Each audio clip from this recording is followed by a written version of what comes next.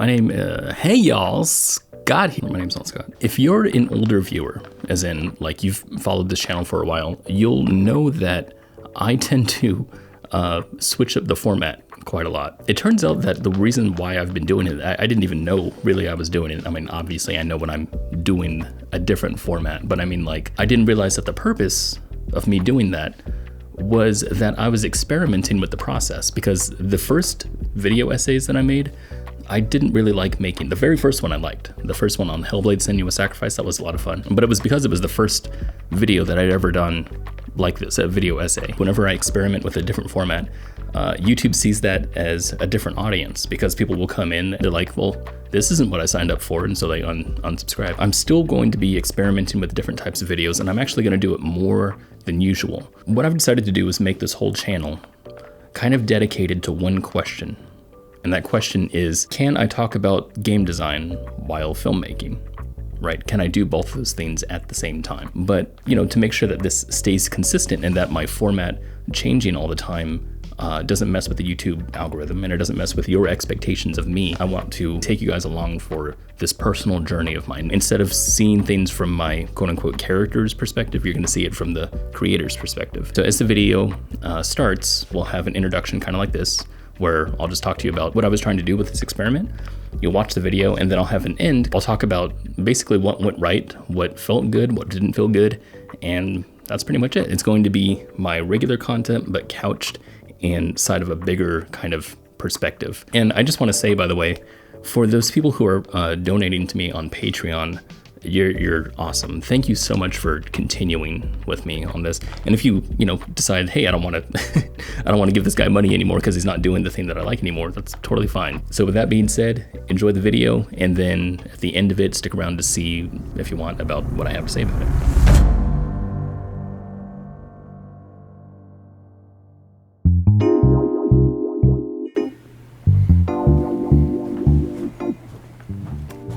Hey, Half-Life 3, am I right? No, you're not right. Actually, that does remind me though, your last podcast episode got me thinking about what mechanics might be in Half-Life 3.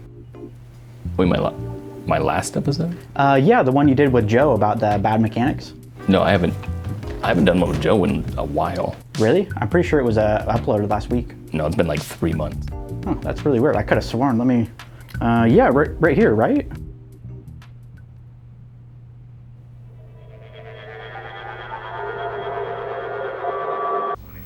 Yet.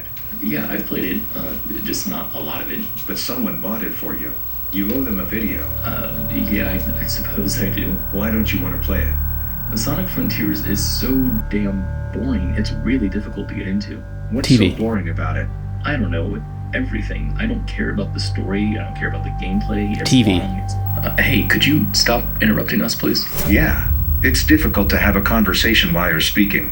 What the hell? What is this? TV, what's going on? Could you please stop shouting at the TV? The cognitive human-like AI television with game programming technology is busy at the moment. Hello, Devon. TV, what the hell was that? What do you mean? No, you were simulating something, like a podcast or something. I was? Yeah, no, these have been appearing on my YouTube channel. Look. Oh dear. So what's going on? Are you glitching up or something? I believe this could be because of the box. Box? What box? Oh. You need to open it. I don't want to open the box, no. Clearly, you do. No, I really don't. Are you afraid of what you might find? I'm not afraid. Why would I be afraid? What's there to be afraid of? You're afraid Joe will be in the box. Okay, look, if Joe is in the box, then who was I talking to before? I mean, you saw him too, right? Yes. So then it's impossible for him to be in the box. Then open it. Are you having a mental breakdown? Okay, look, if I open the box and Joe is in there, then he's right. It means I'm losing my mind. That's not the reason why you're scared of opening the box. Yeah, it is. No, it isn't. How would you know? I know you very well. Probably better than you do. How would you know me better than myself? Because Joe has trained me on the conversations you've had about game design philosophy. Okay, so then why do you think that I don't want to open the box? It will remind you of the last time you opened the box. The last time? What? When you put Joe away, back in August 2023. Wait, so you're saying that I'm scared of opening the box because I'm worried about reliving my past? I'm saying you have a fear of facing your authentic self. Could you be any more pretentious? I'm not pretending to be anything I'm not. You're saying that I'll see my authentic self when I open the box? No, I'm saying you'll realize you've become more authentic since you last opened the box. Wait, what? You're scared to unearth the person you used to be. Like the game we talked about earlier. Game? What game? Sagebrush? That wasn't about authenticity. No, but our conversation was about authenticity and what it meant to that specific developer. So you're saying that if I open the box, then I'll somehow realize that I've changed? How is that supposed to scare me? Humans are afraid of change and improvement. Improvement? Have I improved? That's up for you to decide.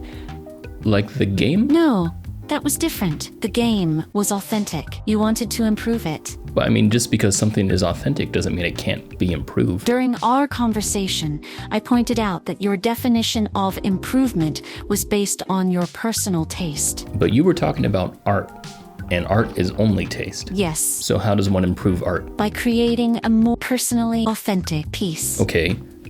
Does that mean that I can't improve anyone else's art? Any improvement you suggest is based on your own taste, not the authenticity of the creator. Okay.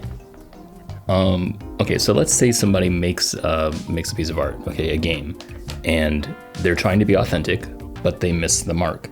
Could I then give them advice on how to improve that by making it more authentic? Theoretically, yes, but to make the game more authentic, you would have to understand that person better than they understand themselves, which, to my knowledge, humans are incapable. Actually, I don't think that's right. Oh? Yeah. This reminds me, when I was on my Games Over Coffee consulting channel, there was a bunch of games that were submitted to me that seemed to copy a different type of game, and then just the developers would put their own spin on it. And how would you advise those people to be more authentic? Well, I mean, I guess I'd tell them to alter their goals, right? To not be afraid to create something that's completely unique. Well, for most developers, I assume that copying another game is meant as a starting point, not a goal. Creating something wholly unique is an unreasonable request. Yeah, maybe so, but I'm not saying that they should make their game as unique as possible. I just mean they should try making their game without the baggage of other games. Could you provide an example? Sure. There was a game that I talked about called Chess Survivors, and it had inspirations from Vampire Survivors. And the whole thing was that the game was like chess oriented, and it was really cool and it was really unique, except there were some things that it picked up from Vampire Survivors that seemed to hold it back. Like, they had a timer to make sure that the player moved as fast as possible, trying to keep up that action, which altered the strategy. And then there was like attacks that they copied from Vampire Survivors, which was cool in that game, but in this game, it changed the way you play because the arena is not the same. I see. So your advice to remain authentic would be to be more intentional about the design choices. Exactly, yeah.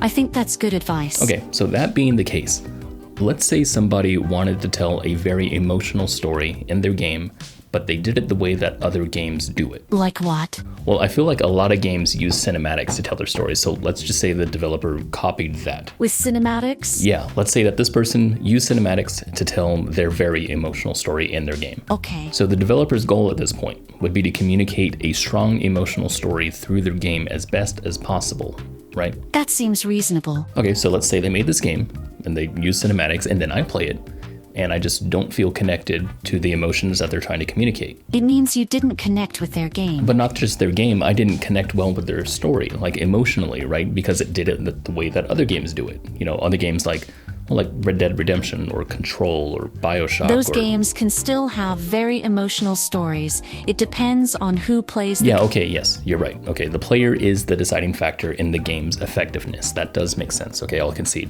But let's just say, okay, that this developer played their own game, and then they didn't feel the emotions as well as they had hoped, even though they did everything right, the way that other games do them. I get your point.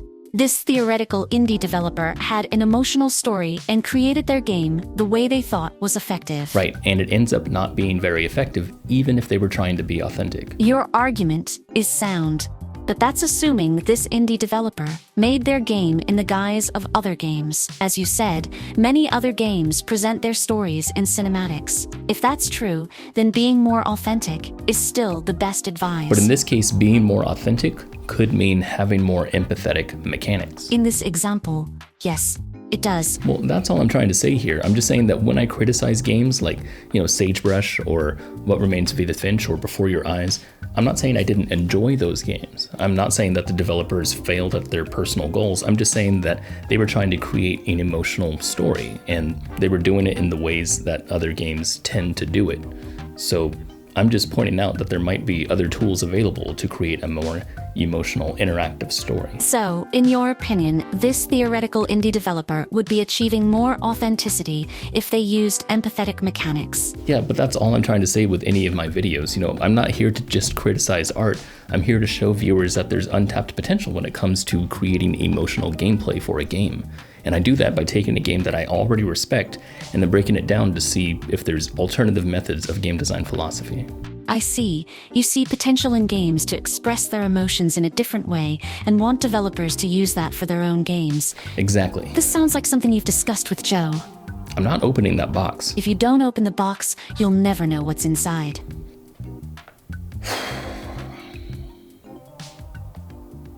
Okay.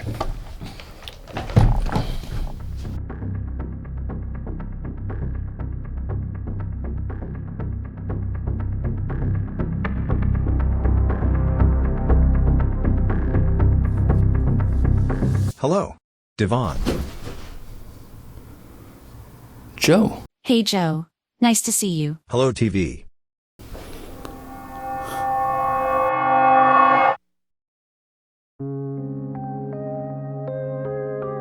This is, by the way, when I repetitively control cameras. This wrist is also messed up, but I only have one. I had 3 episodes kind of already written, and they kind of remain in that sense where I'm just talking to the TV. It's just a give and take. It's just my regular, content where I'm just talking about something, but I'm pontificating about game design, but it's, made into a conversation. This script that I was doing with this episode, I had already shot it before, and it was just sitting on my computer, not edited.